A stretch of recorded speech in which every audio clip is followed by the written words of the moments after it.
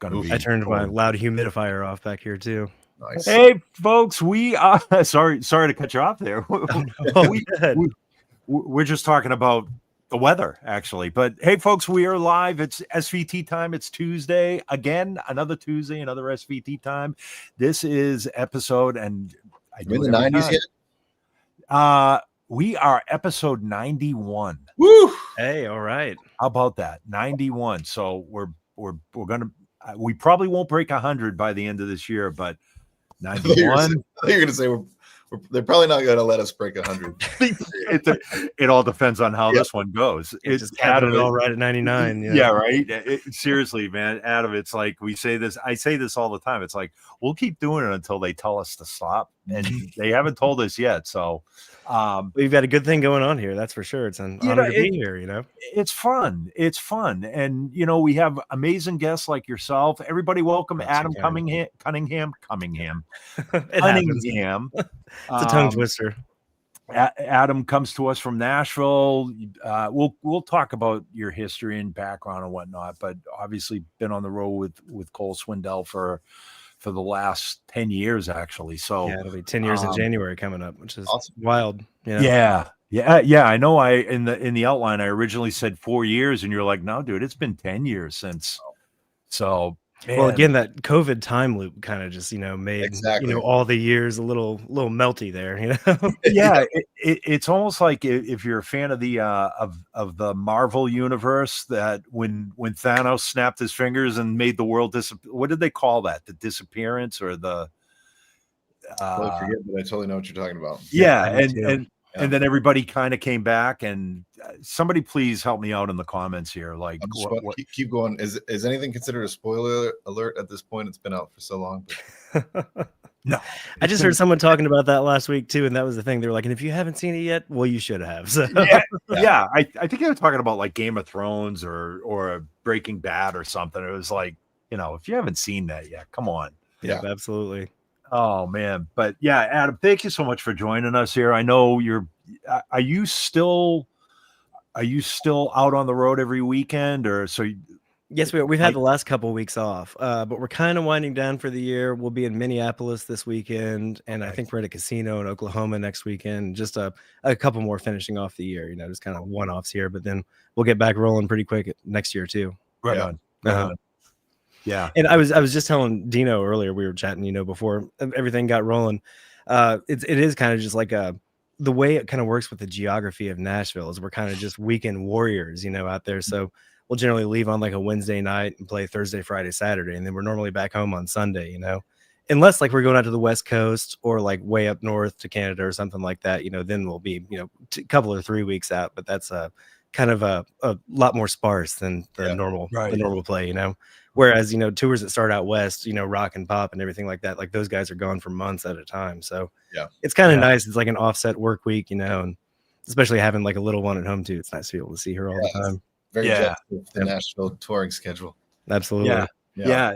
It's like you say, especially, and we'll talk about this too, but especially, with a family at home, you're home 3 or 4 days out of the week to be able to hang out with the family and get the honey-do list done. And, the tough thing is, and I know we had talked about this a little bit, is once you get through that first day or two of re-entry, you're back out on the road again, and then you have to relive that re-entry thing again. And it is kind of funny though. I was telling my daughter that I was like, going to Minneapolis on Thursday.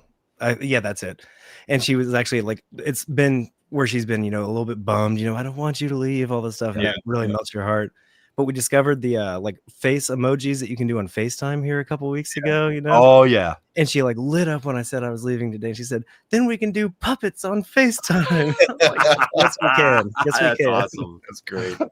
Like, I'm happy to see that reaction, How old is she, Adam? She'll be 3 in December. And we just have awesome. one right now, Lucy, but yeah, she's already, singing on pitch and singing along to everything. We haven't pushed anything, but she might have it in her, for better or for worse. Yeah. but like you were saying, your wife's a singer, you're bass player. We're all musicians. I don't like to generalize who's a singer, but she comes from a musical family. Yep, that is very true. Yeah, that's how my wife and I met. Actually, was I I was playing bass for a vocal jazz group in college that she was in, and fell in love with her voice, and then her, and then here Cool. we are in Nashville, and she's doing session singing like in Nashville too, for Cool. all kinds of demos. They do a lot of things for like fireworks shows, like at the theme parks down in Florida, and there's more and more video game stuff and movie stuff kind of moving to town here too. So it's kind of wild the things she gets calls for. Yeah. Yeah. But that just we get asked this all the time.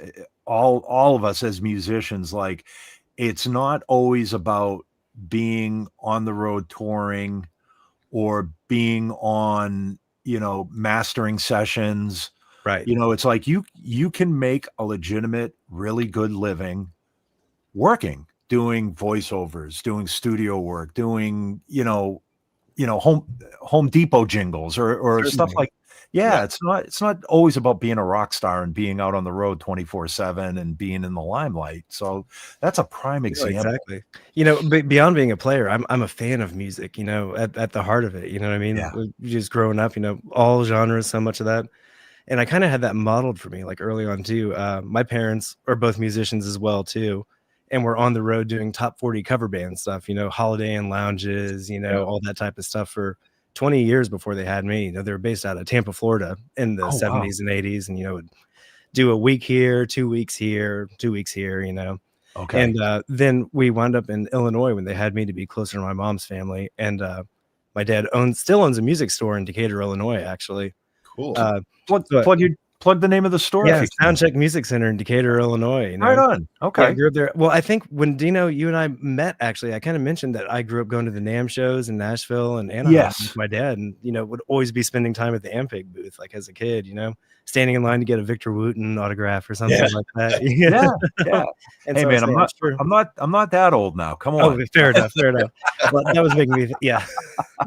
It's only been 40 years. I'm sure that we've, crossed, bumped, elbows somewhere. Absolutely. When I say a kid too, we were probably teenagers. I was old enough to, know what was going on, I suppose. Right. Yeah. They just used to prop me up there anyways. I was, I started with Ampeg when I was 12 years old. So I'm 58 now.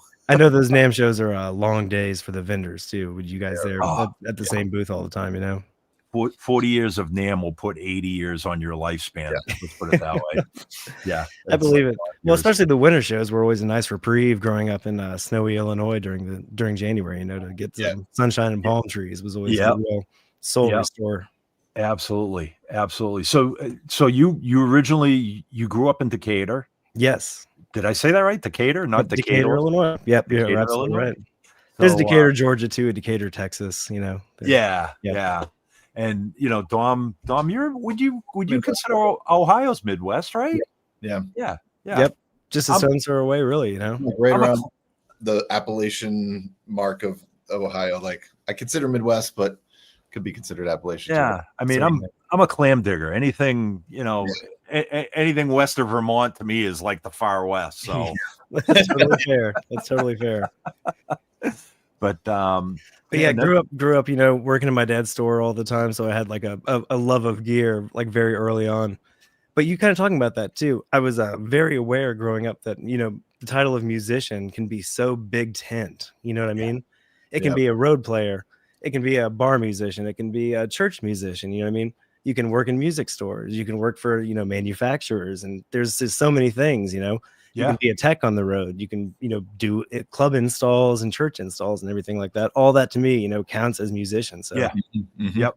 I just knew that I wanted to be around music, as much as I can, Yeah. I feel like open-mindedness too of like, I just want to be around music. I don't need to be this one specific thing and be identified as that. I think most of those people are rewarded a bit more because you have that open energy to kind of accept different things and just know when you're waking up, my day is filled with things associated with music, and that is a blessing, and just kind of going from there. And I can tell by your instrument rack behind you that you're not just a bassist. So how did you get more into the bass world, and did you start there? Did you like consider yourself like, I'm a bassist, and then branch out from there, or vice versa?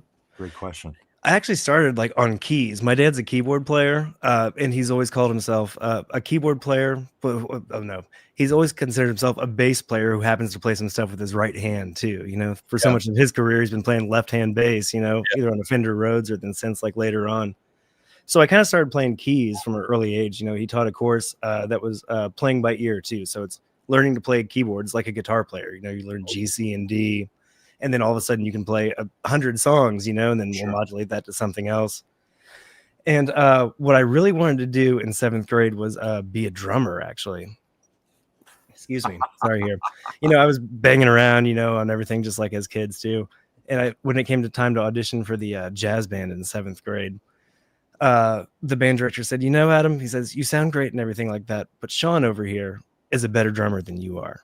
He says, I know you play some guitar too, you know, and have that understanding. He said, if you can play this Fender bass that's, you know, in the back closet over here, he says, if you're good at it, you'll always work, you know, if that's something that you want to do.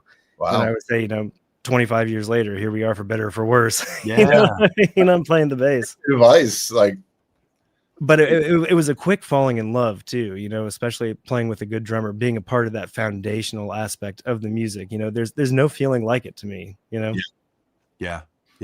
So I very much fell in love with it and then kind of just pursued it. And, you know, spent a lot of years playing the upright too, you know, through school and everything like that. And just, you know, trying to diversify as much as I can, you know, learn as much music as I can. Yeah. While also in college, you know, playing in rock bands and lugging an 810 up and down a fire escape in the back of a club. Exactly. It's phenomenal. I was even thinking just the other day of like the sheer ridiculousness that we had. There was one of my rock bands. We used to play house parties like in college, you know, and another bass player that we'd often like share the bill with had an 810 too. So I had some 2-ohm head and we'd be playing basements with 16 10s, you know, an 810 on each side of the stage. I don't know how my hearing still works, you know. But that's amazing. It's not about being loud. It's about being big. I always say that about the 810 cab. You know, it's like, it's not about being loud, man. It's just about being big sounding, you know? Yeah, absolutely. So, I always found a lot of boom in that, you know, in my tone. I've always liked a little more low end than probably a lot of guys do, but, you know, I want to be that, you know, cushion, you know, like underneath, you know, I'd rather be felt than like really heard sometimes. Yep. That makes sense, you know? Yeah. And that kind of, I know we're jumping way ahead here, but that speaks to the rig that you're using right now with Cole, where you're using a Heritage head. Now, do you have both 410s live, or you just have one as a backup? Or they're both live, but one is back with a mic on it, with an RE20 on it, and I've got one behind me, just kind of offering that pillow, which just makes me smile here now. You know, think about it. Excited to be back. The couple weeks off, I'll be excited to be back playing through it in Minneapolis on Friday. Yeah, it's they let you have that much too. Yeah, can't get one on stage, let alone two. Well, it's kind of interesting too, because I had been direct with Cole for like the first like 9 years, and we've got 2 guitar players who both have Marshalls like amped up, and we just added another guy earlier this year. One of my best friends too, actually college roommate, best man in our wedding, who we added as a 3rd guitar player, kind of doing a lot of utility stuff, and it's wonderful to have him out there on the road with us. And our keyboard player's got a rip and spinning Leslie, like all mic'd up back there. Ooh, nice. And you would direct the whole time? Yeah, and I was always direct. The front of house guy, when I first joined up, just asked if I'd be okay to do that, and I said, yeah, sure, that's fine. You know, I've been doing it like on a lot of gigs. Yeah. We have a production manager, Boyo, who mentioned to me a couple years ago. He's like, hey, mate, if you ever want to bring a rig out on the road, you know, we can build it in. You know, we'd be happy to do that for you. And when we added Jake earlier this year, it was like, why am I the only guy without like really moving hair out here?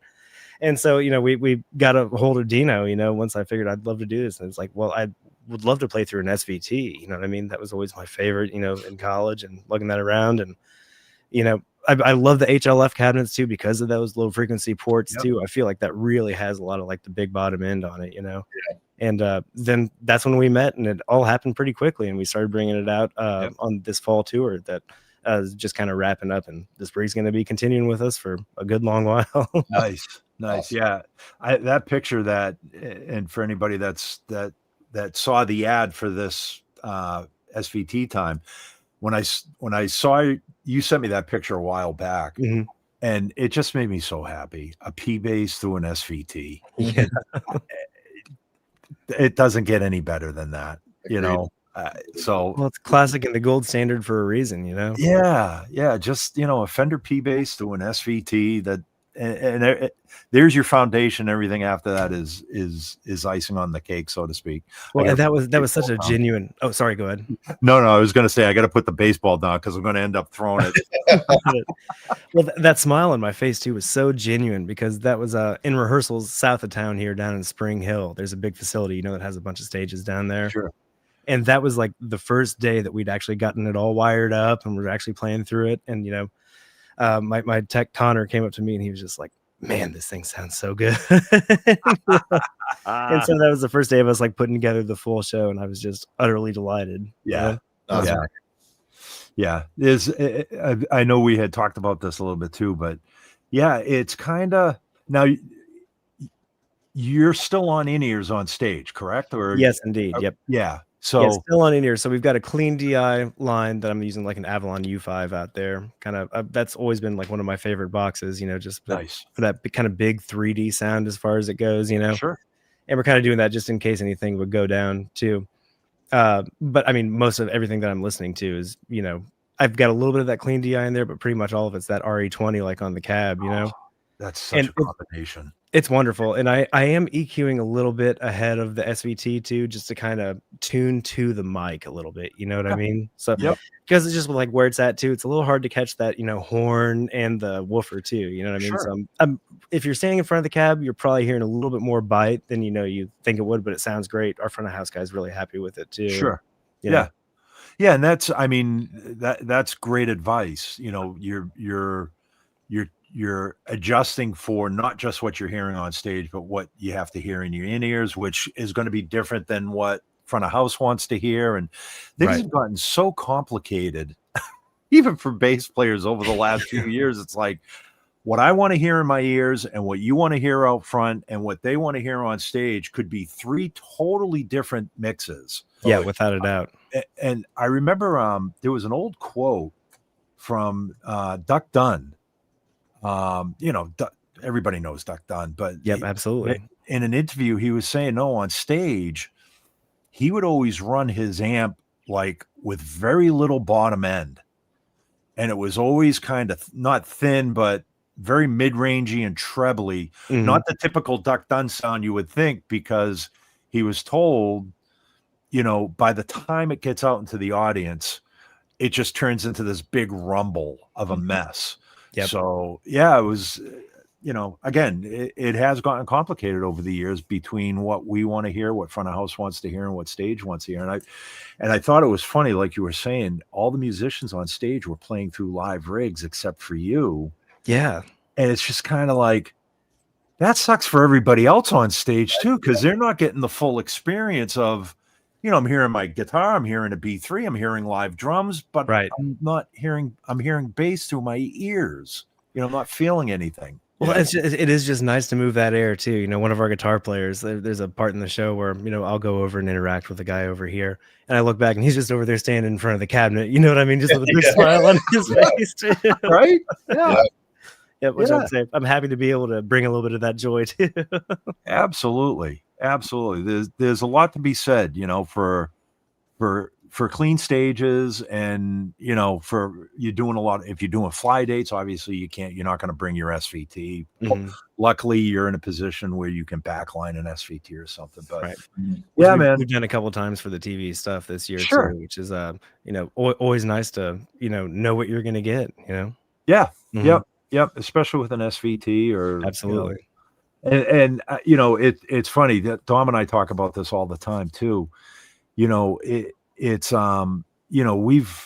over the last few years, or probably over the last 8 years, the first thing Ampeg did when Yamaha purchased us was we did the anniversary SVT, the 50th anniversary. It's like we wanted to let everybody know that SVT is not going anywhere. But then we did the SVT suite, which was pretty high tech, the SVT plugin, the Rocket Bass, then now the new Venture stuff. Like we did a lot of high tech stuff and modern stuff that, it's starting to catch on with people. But every time somebody comes back to Ampeg, it says, like in the case of yourself or any artist that comes on board, they're like, can I get an SVT? It's like, yes, of course, you most certainly can get an SVT, but we've got all this other cool stuff. This, but it's always good to have that SVT as the foundation, knowing what you're getting into. Yep. Well, and you talk about that, the SGTDI is such a great unit too, because that's, the kind of amp in a box without the cabinets behind you too. And, the models sound absolutely fantastic too. And as a guy, I feel like I've owned like all those boxes, from like the last 9 years too, just because, bass is always the first thing that, we'll pull the plug on the amp and, can just go DI. Right. But, a bass, just, especially for like live stuff, just straight in DI, just, doesn't quite do it all the time. You know what I mean? Yeah. You still want that shape and everything that, a bass amp brings. And I think the SGTDI does a wonderful job at that too. And you did bring up the Venture. I do have a V12 out on the road too, as backup. That's right. Yep. Yep. And we haven't had to switch over to it in real time yet, but we've used it in some rehearsals. And man, that thing smokes too. You know what I mean? Especially just like AB and like with the SVT too. I mean, you've got to like change the settings a little bit too, but it gets really close. Yeah.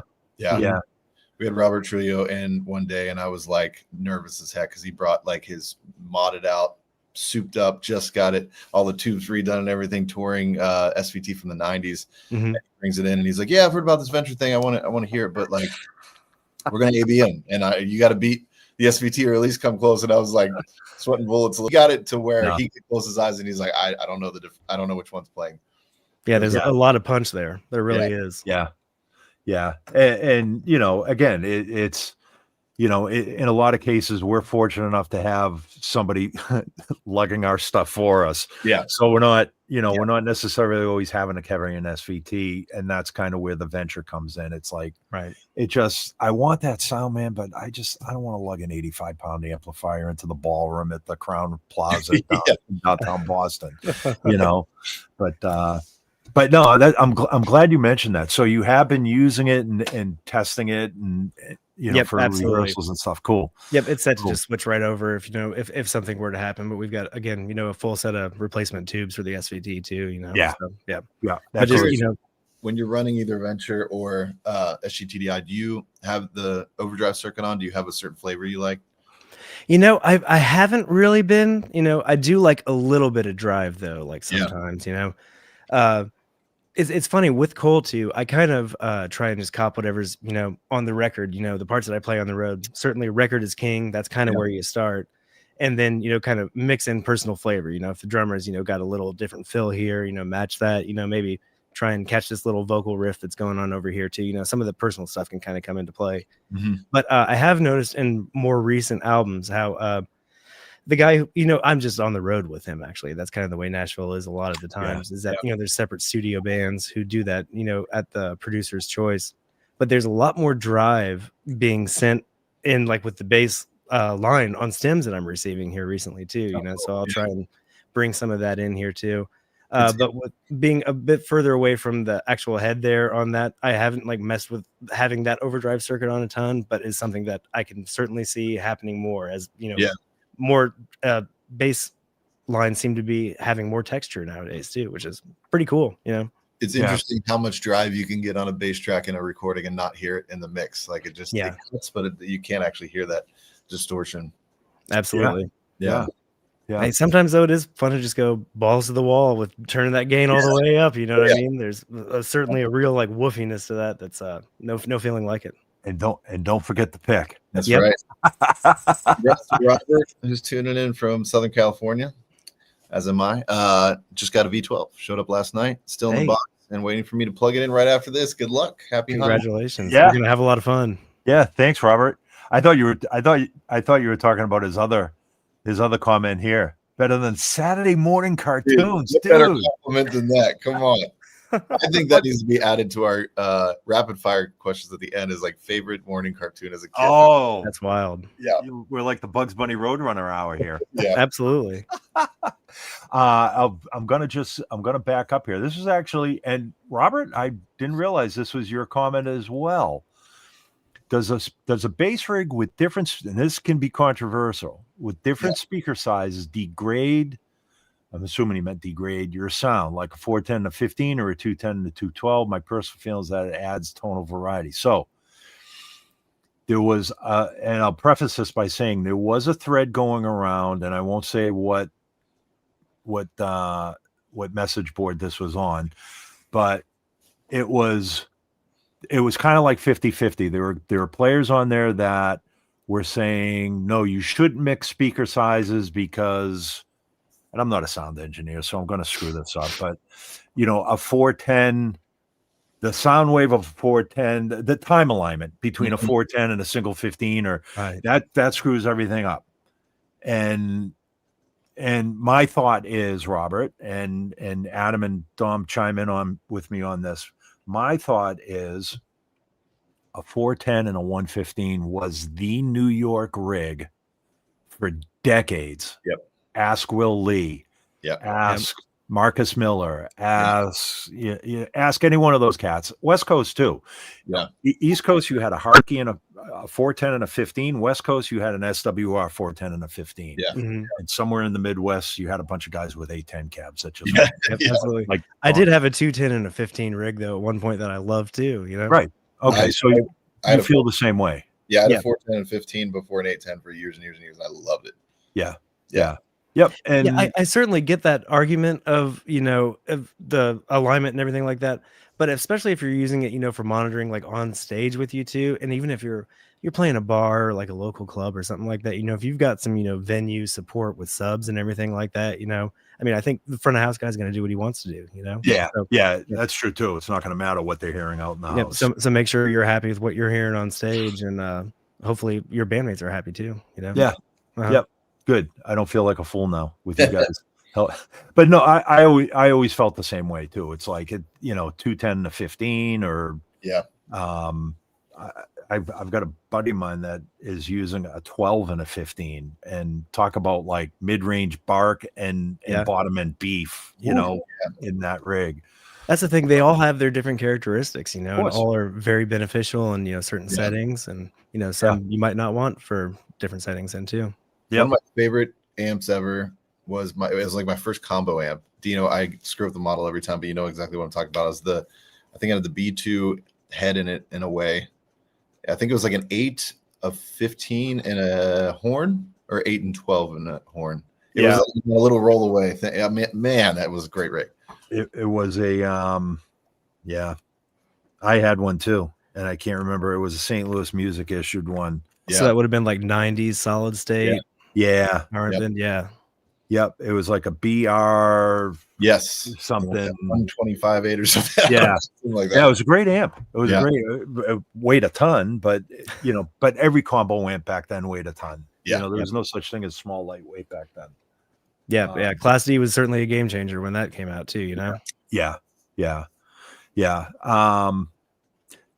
Backing up a little bit, Adam. So how long have you, because you brought up an interesting subject about you're the road guy for Cole, but yet when artists go in to record master sessions, or they go in to record their albums, they're using producer favorites. And so I was going to start off by how long have you been in Nashville? It's been since 2014 now. So, okay. I got lucky pretty quick when I moved here. Like I mentioned that my two best friends kind of came ahead of me by about a year or something like that. And I got pretty lucky and started working with a good bit of artists pretty quickly after I moved to town, and then got the call to audition for Cole at the beginning of 2016. So that'll be 10 years with him there. Okay. But yeah. So that's so much of the thing too, is that so many of these like studio bands are the guys who are like in town kind of getting those calls. They're producers' favorites, not only because they're marvelous, wonderful players too, but also because they're normally going to be in town and can do the session too, Yeah. And then so when everyone goes on the road, generally, at least in Nashville, it's their road guys, who we may do sessions and stuff like that too. I do a lot of remote tracking in this room here too, for a lot of like independent guys and a few guys in town. It's fun and everything like that. But the guys who are really kind of getting the master session calls, at the big studios in town, are normally not going to be fully like on time on the road with people. Yeah. There are certainly some exceptions too, and some producers who do like to use road bands for that. But as just kind of in general in the pop country world, that's kind of how that works. Yeah. Would you say it's unusual for an artist like Cole or any single name artist per se, it's unusual for them to use their road band in the studio. I'd say more than not, it is kind of unusual. One does come to mind, Jay Joyce, who's produced Lainey Wilson, Little Big Town, and Okay. a lot of those guys. I think he likes to use the road band just because he knows the energy that they have together, Sure. the artist and the interplay and everything like that. And he really gets some amazingly cool results too, Okay. And he has certainly been very successful with that too. Yeah. He's about the only guy that immediately comes to mind who really likes to do that I can think of. Yeah. Mhm. I will It's say what I found is like no matter where you are, whether you're on the road, whether you're traveling, whether whatever, always have some kind of tracking rig with you, because I've just learned like if there's ever the producer that's just like, hey, I don't know if you're on the road or I don't know if you're this, I need it. There's never more than like a 48-hour deadline ever. It's always Right. just like, hey, can you do this today? Hey, can you do this like by tomorrow or whatever? And just like my wife makes fun of me because I'm just like I have to say yes every single time, no matter what my situation is. Yep. And there have been some sticky situations where I'm like, in a bathroom at a hotel, like I can do it. Absolutely. Well, and I'm looking right here at my Apollo Twin sitting right over here. It's just so easy to throw in your backpack and then use, the Ampeg VR suite or whatever you want to do, Yeah. Because as soon as you say no, that Right. you know what I mean? That's a door. It doesn't necessarily close, but it's getting closer to closing, Yep, absolutely. It's getting squeaky. Yeah. Say no once, it's getting squeaky. Say no twice, it's getting pretty close. It might be deadbolted after the third or fourth time that happens. Yep. And I remember, obviously there's let's face it, there's a handful of guys in town in Nashville that do the majority of the session work, and we know who they are. But I remember, I remember a conversation with Michael Rhodes, obviously before he had passed away, but rest in peace. Yeah. And, but yeah, when he would go out, the few times that he would go out on the road with like, John Mayer or it was like, I remember him saying it's got to be a boatload of money to get me out on the road away from family.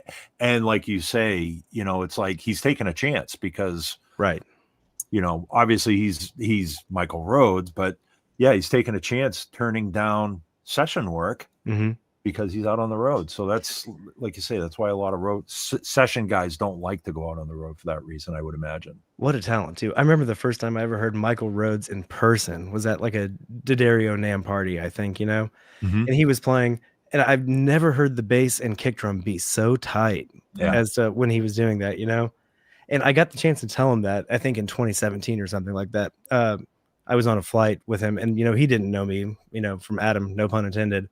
But I went up and like introduced myself, told him about that experience hearing him, and he was utterly gracious and joking around with me the whole time, like wanted to talk to me quite a bit. And he gave me the best piece of advice I think I'd ever heard in regards to like artist gigs. Actually, he said, congratulations, keep doing the thing. He said, my one piece of advice for playing for an artist, he said, keep your chops up and keep your mouth shut. Right? Yeah. Not only is it funny, but I think it's good advice for a reason. Yeah. Oh, that's so true, man. Speak with your instrument. Yeah, there we go. There we go. Absolutely. Yeah. That's why I passed that along a number of times too. And just keep your chops up and your mouth shut. Was this the one? Exactly. That's what I was gonna say. Does Adam ever play fretless bass live for any gigs? Depends on the gig. I've certainly pulled out fretless for like jazz combo stuff when I've done that a number of times. It doesn't get as much use nowadays. I'm not doing like a ton of that. Would always like to do more, if the situation presents itself, or if I can pull it together and book the gigs myself. Yeah, right. But I do absolutely love a fretless combination. Nice. Here's a question: since you're an upright player, do you try to make your fretless sound like an upright or like a totally different fretless situation? I think like a totally different fretless situation too. But I'm also when I do upright too, especially if I'm let's say if I am on a gig, and I'm like just using like the pickup that's like on there, I'm probably trying to make the upright sound a little bit more like it has the bottom end of an electric as well too. Yeah, what I mean? It's tough with the piezo pickup sometimes too, but love fretless. I I have an Ibanez one around here too, actually, somewhere that I may have to go pull out after this and mess around with that a little bit. That's a nice reminder. There you go. Yep. Yeah. Dom, you're going to laugh. And I know, Adam, you'll laugh at this, but I did my first 4-hour upright gig on Sunday night in like probably the last year. Like I pull it out for stuff, but Sunday night was a pickup gig, and it was like, hey, just bring your upright out, and it's just a pop top 40 gig, me and an acoustic player, and love it. he likes, but 4 hours on upright. Oh yeah, and dude, I've got like your fingers or your forearms. Well, yeah. So there's a couple of tunes that he wants me to do the rockabilly thing, the rockabilly stuff on, and I got about halfway through the song. I just looked at, I give up. I can't. Yeah, it's such a physical instrument. Oh yeah, absolutely. And psychological instrument too. But there is a reason they call it the doghouse. Yeah. I've been nursing this one big blister on the end of my middle finger that I'm obviously not. I'm trying to take care of it so it doesn't pop. Yeah. But yeah, it's one of those. I've always said that instrument demands respect of the player. You know what I mean? Because it'll kick your butt. If it's keep up with it. I feel I got the call on Saturday afternoon for a Sunday afternoon hit, and I'm like, I have no time. Like, I know I need to put at least a half hour into the instrument. Like, we get called for electric stuff. We're playing electric all day long. So it's absolutely. Yeah, I get called. I'm like, I have zero time to put into this thing, and I'm going to be walking into this gig cold. And of course, I told Carl, the guy I was working for, I says, I'm just letting you know, man, I haven't had any time. And he's such a great cat to work with, but totally unforgiving. And he was like, absolutely no professional excuses on this gig. He says, shut up. And so I dug in, and my come home that night and stick my hands on ice. Oh, I'm right there with you, man. I do a lot less of that than I used to. I feel like, and you get starting the upright calls when people are working on Christmas music in Nashville. Yeah. That's always when it comes out. So it's like, if that's gonna happen, it's like, okay, I gotta start. Get out my old Samandal book again, start reading some exercises, just trying to get yourself going. Yeah. Now, do you don't bring the upright out on the road at all? I would imagine. No, I have not here with Cole. Yeah, okay. I've done a couple other artists who have wanted it out. But again, that was just kind of like, we're in charge of our own gear, van and trailer type of thing. So that's a little bit easier to do. Yeah, I got you. But I don't have the coffin road case or anything going on. Yeah, that's that, and now you start hearing about players that are they're just hiring bases when they get to their destination. They're not even trying to mess around with, especially on fly dates. Right. The days of checking your upright or carrying your upright on, I think are gone. And and then you have the whole folding Chadwick, the folding bass thing, that even that is just carrying an electric on a plane now is getting expensive or precarious getting on the plane. Yeah, no kidding. Dino, I know you're a part of this Nashville bass hang group that we kind of have going on, and that group has been alive with that here the last couple of weeks too, because airlines are changing their minds. They're changing what they allow on there. There's a couple airlines charging skyrocketed high fees now to like check a bass in a vault or something like that. And it's always a fight. If you're dealing with a gate agent too. I can't even imagine doing it with an upright. I know people always used to. Right. I know people do the Chadwicks too, but it's like, man, just find one to rent when you get there. Yeah.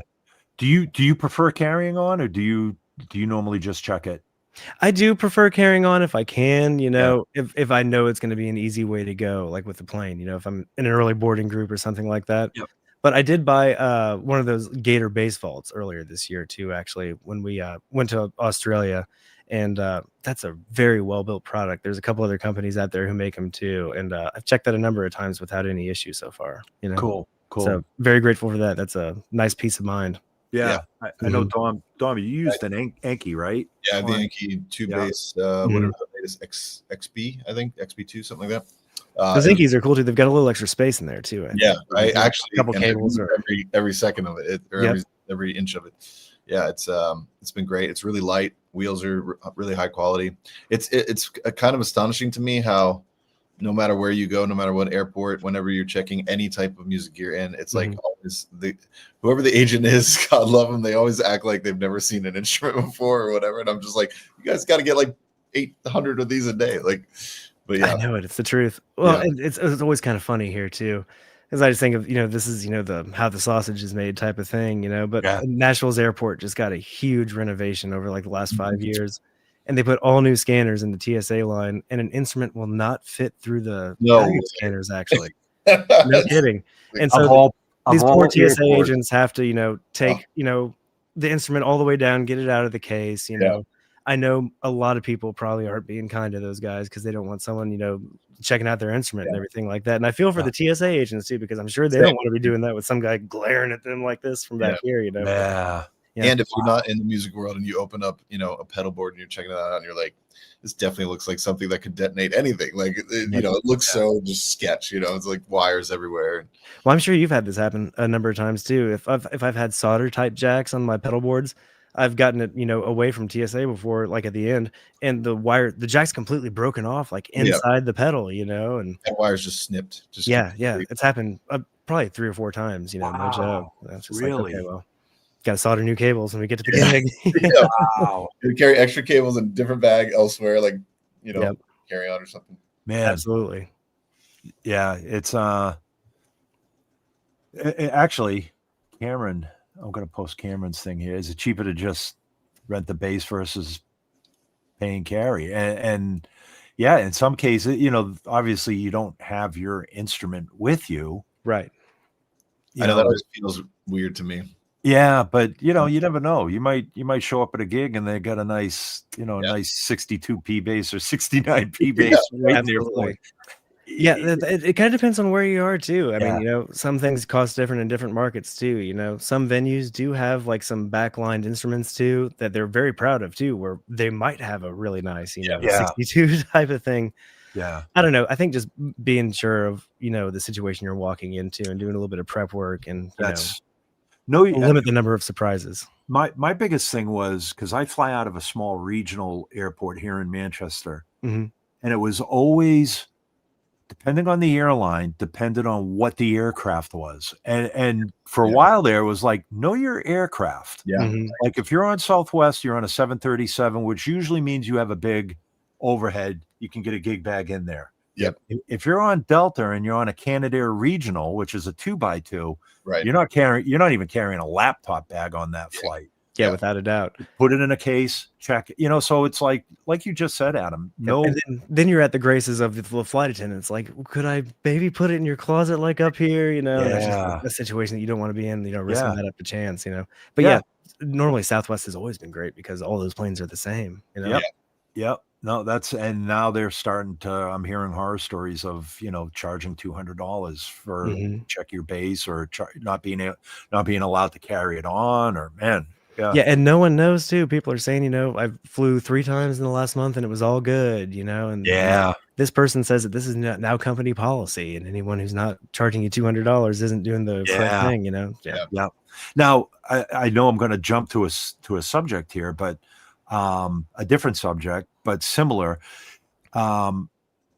You are a card carrying AFM member. Yes, indeed. And I asked you that because I'm part of the AFM as well here, although it's, local 300. I don't even think wonderful. 300 is even, because I'm not really active in it. I think I got looped in with Boston at one point, but is the union doing anything I know they went to Congress and they got that appeal saying musicians should be able to carry stuff on, but right.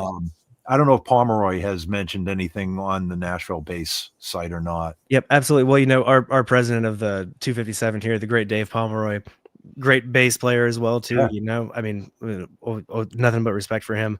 I do feel that quite a bit for him sometimes, is because I feel like so much of what he's having to do is run these things into the ground that have already been settled, and he's got to remind people about that.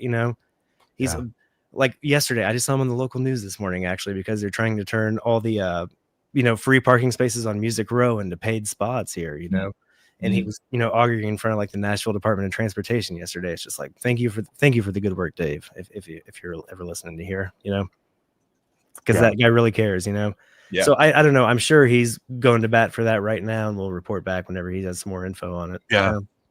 Yeah. I was just curious because, Rick, I'm going to post Rick's comment here, and for this, I know this is kind of bordering on political economics and stuff like this, but in some cases, Rick, I was a truck driver for a long time, and my family owned a trucking company, and the Teamsters, as strong of a union as they are, and a great union for bigger companies, the Teamsters did a lot of stuff for drivers that drove for huge companies. Mhm. As far as me driving for my family company, we weren't a Teamster shop. There was no union in there because my dad and my family took care of our driving team. They didn't need to unionize.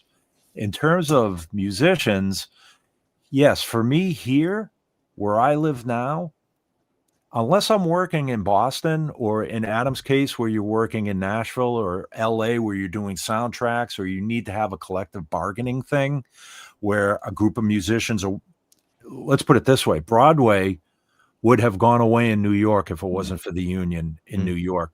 That whole automated orchestra pit versus live musician, that would have probably gone away if it wasn't for the union stepping in and saying, no, you can't do this. Free enterprise, whatever you want to call it, right to work. Union does a lot of good, but they do collect dues. But that's the cost of having to do business with the union as well. And in Nashville, I know, if you're a union member in Nashville, you get use of rehearsal studio. Yep, they have that rehearsal hall there. They facilitate, health insurance, touring insurance for gear and everything like that. And, they do negotiate a lot of great stuff too, especially with some of the bigger operations in town and everything, Sure. and especially with the number of master sessions and all more of that's even coming to town too. Those guys are busy over there, and they're doing great work, Yeah. And they deliver a lot for your dues here in Nashville for sure. I know the AFM is always very mindful of that. Any chapter, most chapters in the country. Yeah, and not getting back to the whole the airline thing. Hopefully they can do something there. But again, the whole airline industry as of today is in a complete mess. Anyways, we won't even get into that. But it's.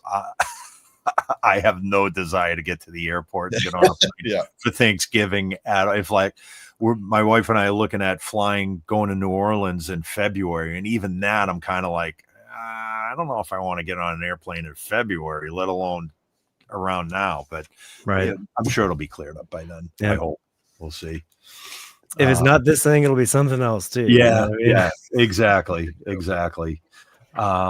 Hey, I did see one of these comments over here, actually, that I'd like to acknowledge real quick, if that's all right. Absolutely. My buddy Aaron Lagrone, bass player for Ann Wilson in country music right now. Oh, yeah. Great guy. Do you like switching basses and settings throughout the set to match different tones, or do you prefer sticking with one sound for the whole show? Great question. And I kind of like sticking with one master sound, I'd say, for most of the show. I'll switch between a J bass and a P bass. I think 99% of the audience member probably can't hear the difference there, but I think I'm the one getting paid to play bass. I should worry about it. If it's a J on the record, I want to play a J. If it's a P on the record, I want to play a P.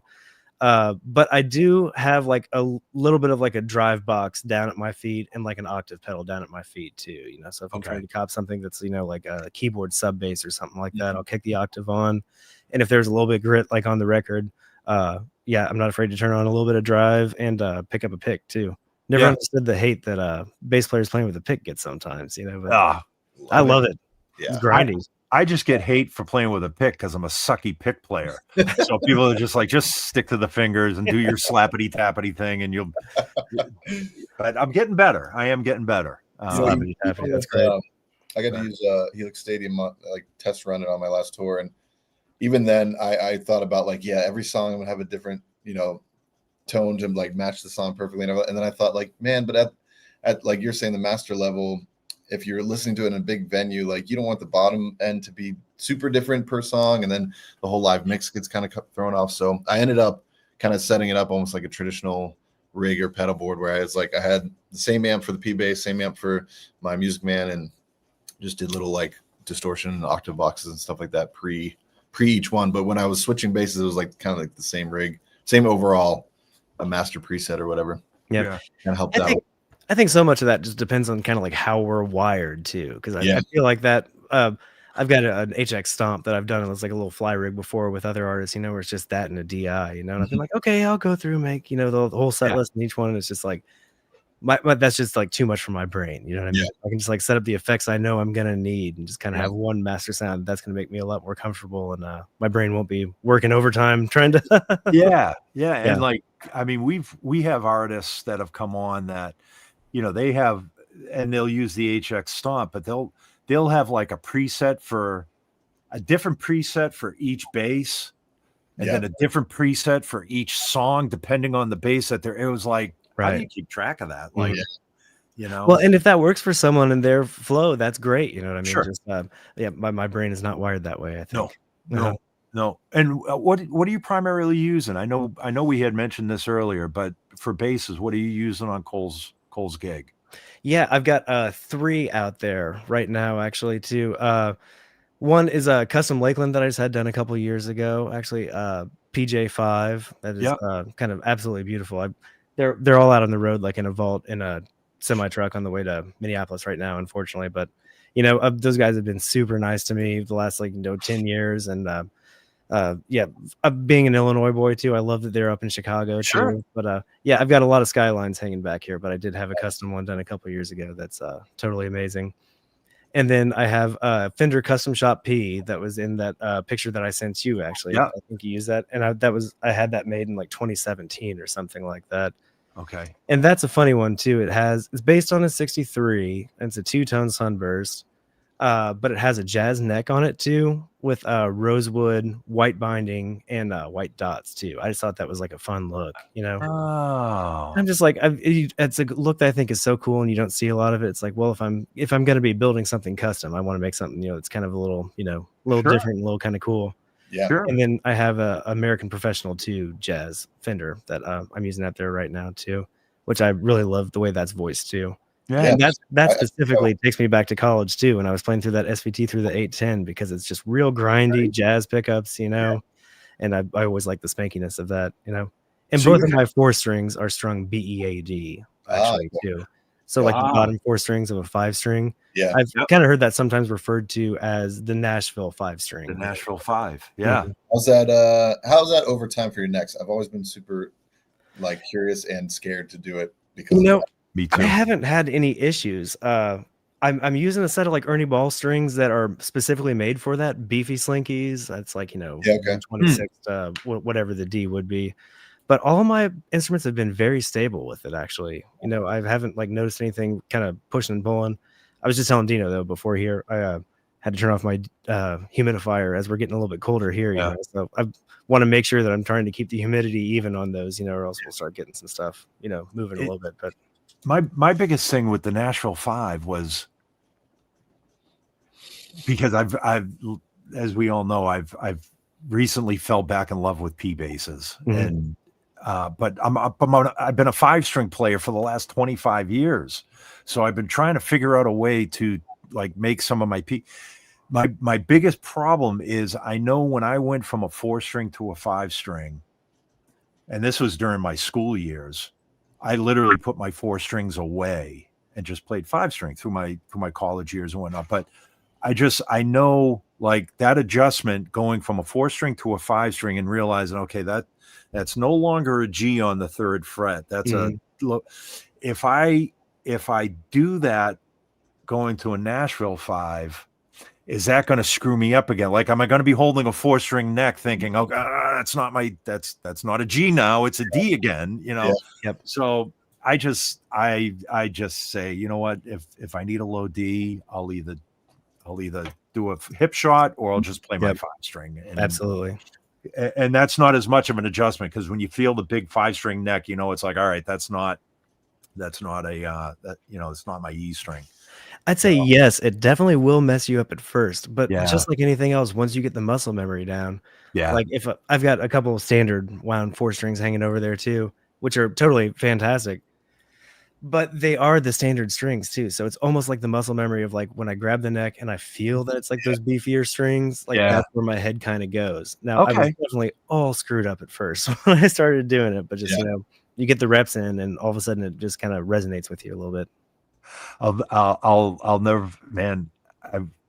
The funniest thing is, I'll never forget. I was doing a GB. We call them GB gigs, a wedding gig. They call them general business I up here love in it. Boston. And it came to the breakdown in oh my God, the Van Morrison tune, Brown Eyed Girl. Brown Eyed Girl. Thank you. I'm Yep. like having a brain fart. And for years I played that on a 5-string. Well, for this particular gig, I'm going to bring my 4-string P bass, and I totally choked on the solo. Like I was down a whole fourth on the bass solo. And the horn player just looks like he's looking across the stage. He's looking at me. He's going, Modulate here. I don't know. like the whole band just cracked up. They're like, you've played that song more times than Van Morrison has played that song, and you still don't know that. Like, they were totally dogging me on it. And finally I had to tell them after. I was like, it's been 30 years since I played that song on a 4-string, and I brain farted, just like I brain farted on the name of the song. Well, it happens to everyone, We'll have those moments where Thank you're you. playing, then all of a sudden I look down, it's like, I don't think I've ever seen a bass before. You know what I mean? Like, what is happening? Thank you. I do have like a little defense mechanism that I'm giving up here too. Well, I'll just kind of like launch it and just kind of doing like a type of thing until I figure it back out where I need to be. Or if I ever go for some lick, and and I kind of think of songs a lot like in the Nashville number system, 1, 4, 5, Sure. 6, Yeah. just because it's easier. So, if we're on a gig and maybe we've changed the key, dropped it down a little bit or something like that, and I'll forget what key we're in for a second there, and I've got to kind of like, fill space for a second while I figure out where my bearings are again. It doesn't happen that often. You start shaking your cord like, something's going on with my rig here. My wireless cut out. I don't know. But a long slide can get you in the right spot. Yeah, and you can make it somewhat musical. That's we used to use the term slip and decide. Nice. What key you in? I don't know. Slip and decide. That's a really tough thing about a bassist / MD though, is like, man, you got to be so on everything, and if you have that situation and you're trying to lead whatever, like, it's just a nightmare. Yeah, right. Yeah, but I always equate us. Bass and drums are the pitcher and catcher of the band. They're the major league version of a pitcher and catcher. Like, you're in every play. Yeah. Basically, so yeah, it was. Again, just getting back to the 4-string and the 5-string, and it's funny you had mentioned Lakeland too. I know we had chatted about this too. I started doing this series of bass stories, like stories behind my basses and whatnot, and one of the basses was my 5501 that has been my go-to bass for probably almost 20 years now. No kidding. It's a Skyline, it's a Korean made Skyline. It weighs a ton. It's been a workhorse, really. So actually all my Lakelands have been Skylines. I've never really. I remember Dan, when he owned the company at the time, he would come to me at NAMM show and would say, dude, like, let me build you a US built Lakeland, like, and I would show him I was like, can you do something? Can you do a 5501? Like, can you replicate this bass? And I says, Dan, I don't, this does everything I need it to do. Like, what, if you want to do, anyways, it never transpired, but it always kind of seemed to me like, and I would have this conversation, like, how many Skylines do you sell versus US made bases? As great as the USA bases are, the Skylines always just kind of seem to be the workhorse of the series, Right. so to speak. I've got a few Skylines hanging back there. The white DJ5 back there was my first Lakeland, actually. Okay. And I think I grew up in Decatur, Illinois, and there was a guy, Vic Serby, great bass player, and I believe he was like co-owner of Bass Gear magazine online or something like that, with a guy, Tom Bolis was his name. And they're still both great friends, great bass players. But he introduced me to Leo Lopez at Lakeland. The NAMM show in Nashville, I believe the last year that it was in the old convention center before it moved over to the new one. And that was kind of when I, met the Lakeland guys and everything like that. And that was my main road bass, that Skyline with Cole, until I had this, custom one done a couple of years ago. Sure. It's just, Leo saying, "Hey, if you ever want to do a build, let's do it, man. We can do it up." And I was Leo's great. like, "Okay, yeah, let's do it." Let's do it. But the guy who teched for me for a long time just always said that the Skyline, that one, and there's a Bob Glaub back there too. Nice. Yeah. That they just would take all the weather changes, like hardly like needed like any adjustments. Yeah. Definitely workhorses for sure. I was one of a decade. I love the look and sound of those, and it's like I need the body to be like 5% bigger. It's just it kind of is how Mustang bass looks on me. It's like it's good for the studio, but I'm a little too big for it.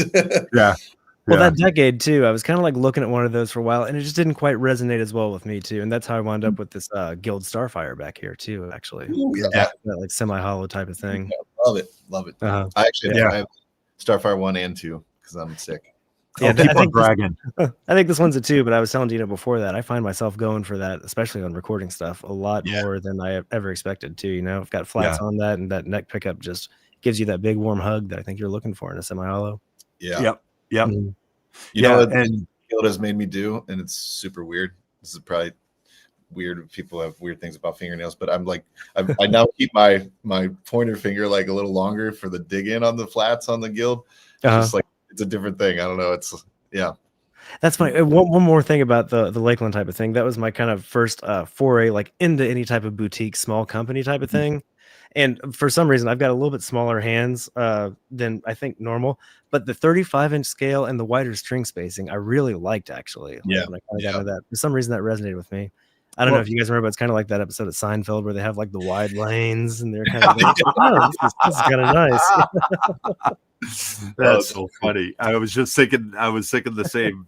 I was thinking a different Seinfeld episode, the man hands. Absolutely. Hey, most good stories in life can go back to a Seinfeld episode. Really great.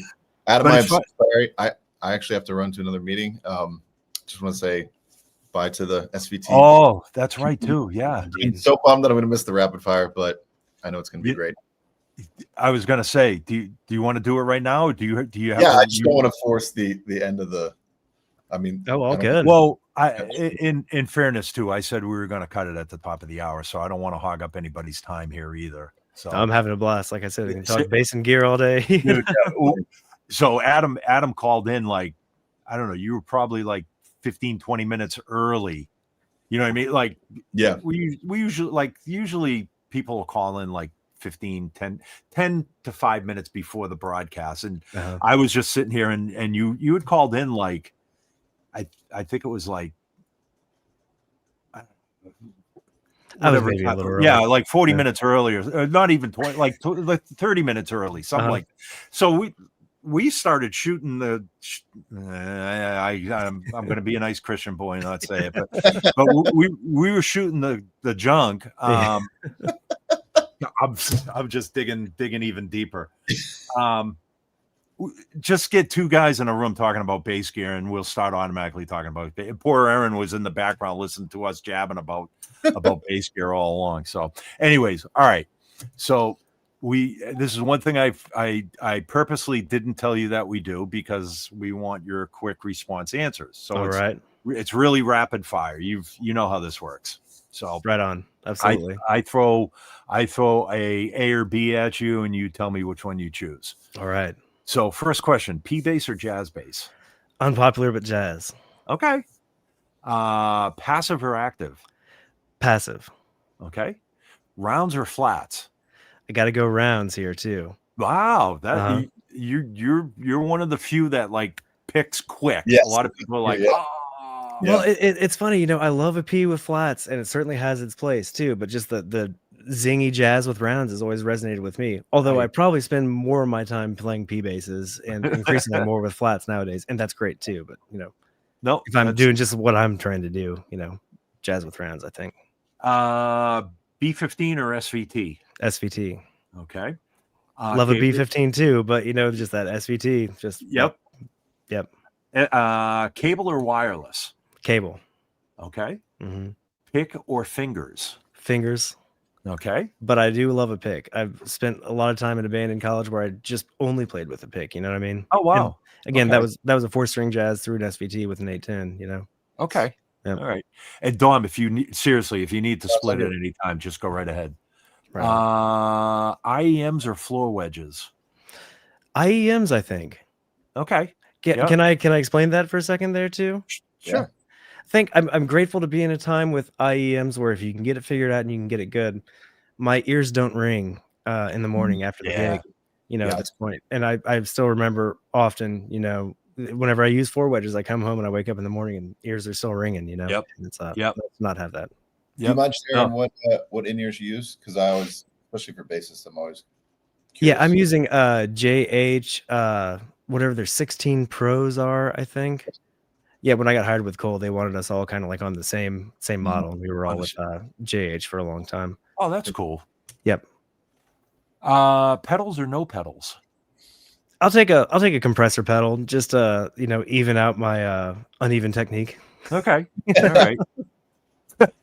I was just thinking the Nashville bass hang with Jeff Jenkins and his obsession with compressor pedals when you said compressor pedal. So he is the holy grail in compressors. Shout out to Jeff, over there. Yep. I absolutely love it. I take what he has to say very seriously about it. As we all should. As we all should. Window or aisle? I was a window for a long time, but I'm increasingly becoming okay. If it's an hour and a half or under, window. If it's over 2 hours, aisle. And I know why. Yep. I don't want to bother my seatmates. Being the resident old guy here on the flight. And this leads into high bunk or low bunk. I like a high bunk. Okay. I like a high bunk. All right. Low bunk's good, but you feel a little bit more of the road stuff. You know what I mean? Yep. Mm-hmm. Yeah, and the noise. Yep. Black with white piping or silver and blue? Talking about cosmetics or era of Ampeg. Ooh. I think just the black with white, because that was kind of, when I was kind of coming up, and that was that SVT classic was the one that I always saw, Sure. Yep. Sure. I do love the silver and blue though, too.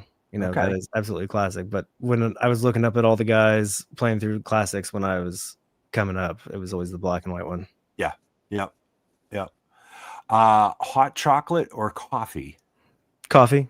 I'm telling you, these questions get kind of weird after a while. And we're almost there. So I love it. Okay.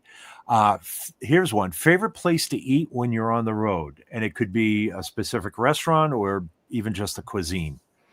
Interesting. If it's a cuisine, I'm looking for some spicy Thai food for sure. Okay. All right. I think favorite place, maybe. If I'm ever in the chance to be in New York, I gotta have pizza. Okay. Yeah. And that's kind of the thing. It's like, oh man, if I know I'm going to be in Chicago, there's this little hole in the wall that has the best. That's kind of, yep. Yeah. LA, Roscoe's Chicken and Waffles. Oh, okay. Yeah. Your favorite go-to lick for sound check?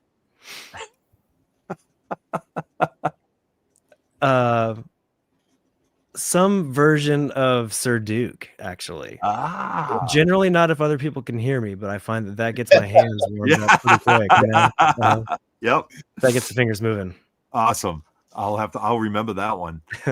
And then last one, cheesecake or carrot cake? Ooh. I gotta say cheesecake. Okay. Yeah, I'd be lying if I said carrot cake. And new edition. Favorite cartoon you grew up with? Oh yeah, that's a good one. I have to say, Recess. I don't know if you guys know that one, but that was definitely a Saturday morning cartoon that I grew up on. That you can't really find it anywhere. It's not on Disney Plus or anything like that, unless someone might know a little bit better. But yeah, it was a good one. But Okay. also, we were talking about this earlier, having a 2.5-year-old now for putting on cartoons. I look at like the Looney Tunes and the Roadrunner stuff. And I'm like, I can't believe how violent some of this stuff. Oh yeah. You Oh, know? totally violent. Yeah. Like, One of my favorites growing up was Batman the Animated Series, and it's like a dark adult cartoon. Like it's not. I was like a little kid, just like, yeah, let's watch the next one. exactly. Yeah. When you're kind of screening it for someone else's eyes, now you're like, Yeah. hang on, I'm not too sure about this. Yeah, absolutely. Oh, I mean, I grew up on Three Stooges, and Yeah. you know that's all violence. You know, they call slapstick humor. It really is. I do You miss know? slapstick humor. You know, no, Yeah. there hasn't been a lot of that. We were just talking about that last night, actually. Yeah, we The got Home to Alone's a bring good back one. the slapstick. Hmm. Yeah. We were watching that Charlie Sheen doc last night. We hadn't seen that yet, actually, and made me think of like Hot Shots and Hot Shots Part 2 and everything. Oh, like man. that. And it's like, man, those are some funny movies. Yeah, Mhm. yeah. Wow. Dom, I know you got to run, and Adam, like I said, dude, we could talk bass gear and slapstick Absolutely. humor all day long. So, but we do have to cut it short at Right on. this point. Dom, wonderful to meet you, by the way. If you got to run, my Very man. nice. Thank you. Yeah, I got to. Yeah. And you're welcome. Yeah. Anytime. Let's do a part 2 sometime. Appreciate it, man. Absolutely. And hope to have you guys out to a show sometime soon when you're in your neck of the woods too. Absolutely. Yeah. Keep an eye out for Cole Swindle. Is it just Cole Swindle? Cole Swindell. Yeah. Cole Swindell. I always say Swindle for some reason. I know it's Swindell. He gets that a lot. He doesn't mind. Hey, with a last name like Monoxylus, I can dish it out every now and then. So that's beautiful. Dom, I'll catch up with you later on today. And everybody that's watching, man, thank you, Aaron, for putting this together. Haji, I know you're in the background there. Of course, we have our standbys, Paul from the UK, and we didn't see Raichu here today. So I hope everything's cool with Raichu from Germany. What can I say, guys? We'll keep on doing this until they tell us to stop, or you guys stop watching. But please, thank you so much, and we'll see you in 2 weeks. Cool. All right. Thanks for having me. Truly appreciate it. It was an honor. Man. Absolutely.